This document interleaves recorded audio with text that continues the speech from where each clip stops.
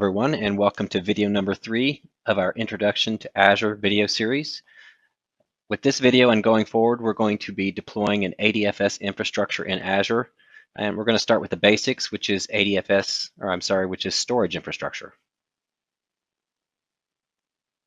So what I'm going to do here is I'm going to start at the dashboard of Azure. We've seen this a few times already, and we're going to take a look at a storage account first, one that I've already got created. And then we're going to go through the process of creating some storage accounts for our ADFS deployment. So I have a simple storage account here called Eric VM Storage. If I click on that, I just wanted to show a few of the concepts that are related to this. First of all, this is a standard storage account, which means that it is spinning disk versus a premium storage account, which uses SSD.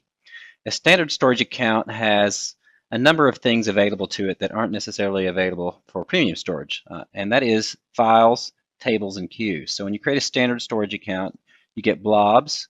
This is where your virtual machine disks will go. When you deploy a virtual machine to a standard storage account, it will create a VHD container, and your VHDs will show up in there. You can also create shares in Azure. These are shares that you can access from within Azure or even from outside of Azure.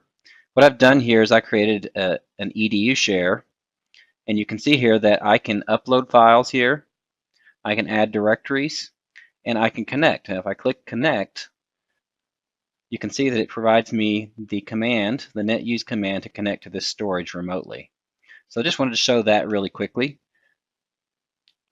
You can also create tables in a standard storage account, which is key value pairs, and then also queues, which is for messaging. That's all I want to say about those features. You can also notice over here on the left that there are a number of controls available to us. Encryption of storage accounts is an option here.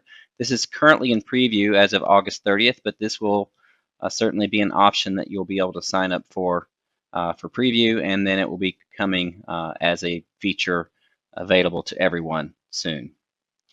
Other things that you can see here are the properties of the storage account. This is going to give you the subscription that it's in and some additional details.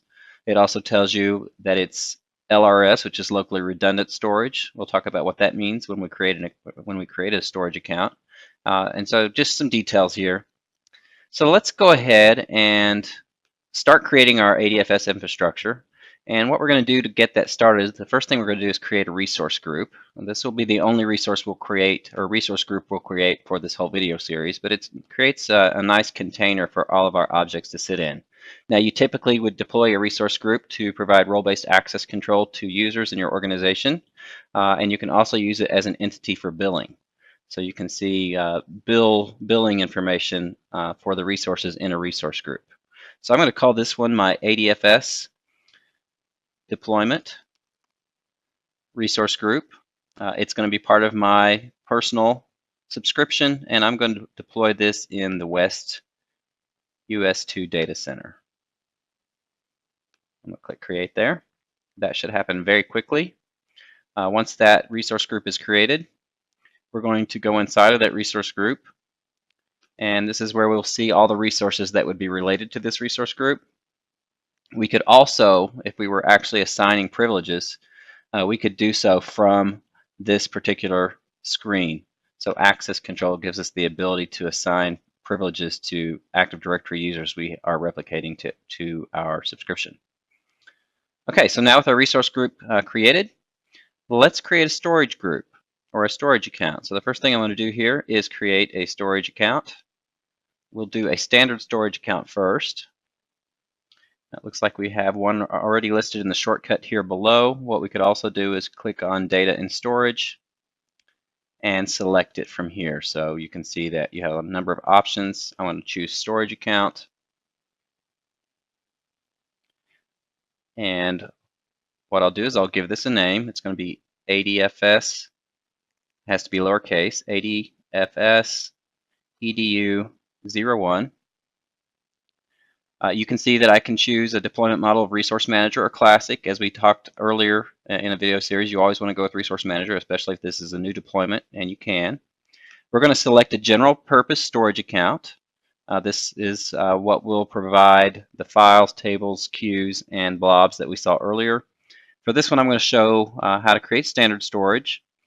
And when we create standard storage, we have a number of replication options that we can choose from. We can choose locally redundant, which means there's going to be 3 copies of this data in the data center of your choice. If we choose geo-redundant, that means we're going to replicate 3 copies also to a secondary data center, so you'll have a total of 6 copies for that. I'm going to choose locally redundant only, and then you can see I assign it to a subscription, and I also choose a resource group, and I'm going to choose my ADFS deployment resource group. I'm going to deploy this to West US 2 as well. It doesn't have to be there just because my resource group is there, but I'm going to choose that as the location. And I'm going to, at this point, actually flip this to premium storage because I want to show you something there. If I use premium storage, you'll notice that I only have a locally redundant storage. So I'm actually going to create a premium storage account because we really do recommend for the most part that all of your virtual machines go into premium storage accounts, which are SSD based. So I'm going to click create there. And while that is deploying, I want to show some documentation here that's related to storage accounts. So I'm going to click on the documentation link here in the Azure.com website. I'm going to click on storage and go to Azure Storage, which is the concept of the topic we just, or the storage we just deployed. And if I click on performance and availability here, I just wanted to quickly point out some of the details behind these storage accounts. So what we have here are some limits for these storage accounts. You can see here that a standard storage account has a 500 terabyte limit. You don't have to do anything to adjust that. It will just grow to 500 terabytes. We can also have up to 200 of these per subscription by default, and you can have that increased. I think the total limit is 250. We also, one of the most important things I want to point out, there's a number of things you can review here when you have a moment to come to this site, but I wanted to point out this limit here, up to 20,000 IOPS. So this is a standard storage account. Holistically, this account can support up to 20,000 IOPS. Now, if you deploy virtual machines into a standard storage account and you add disks to those virtual machines, each of those disks can have a maximum of 500 IOPS. So keep that in mind. You'll want to create additional storage accounts to keep up or to have the IOPS that you need for your workloads. Now, if we scroll down here a little bit, I also wanted to point out the difference between premium storage accounts. So premium storage accounts have a 35 terabyte limit, and they can get maximum bandwidth of less than or equal to 50 gigs of throughput. Now, if I deploy a single virtual machine, I can actually get up to 80,000 IOPS on a single virtual machine using premium storage, but that does assume that I have a GS5 virtual machine. Okay, so just wanted to point that out quickly. We are going to deploy premium storage because we want to make sure we have the highest speed that we can attain. Now let's go back to our dashboard and let's go into the resource group link and go back into our ADFS deployment. And what we're going to see here is that our premium storage account is deployed. If I click on this, you'll first of all notice that we don't have that concept of files, tables, and queues. That's because premium storage accounts are only for virtual machines. Now, I'm going to go ahead and create a second premium storage account and call it ADFS EDU02. We're going to use both of those for our ADFS deployment, but for the purposes of storage, this concludes video number 3. Thank you.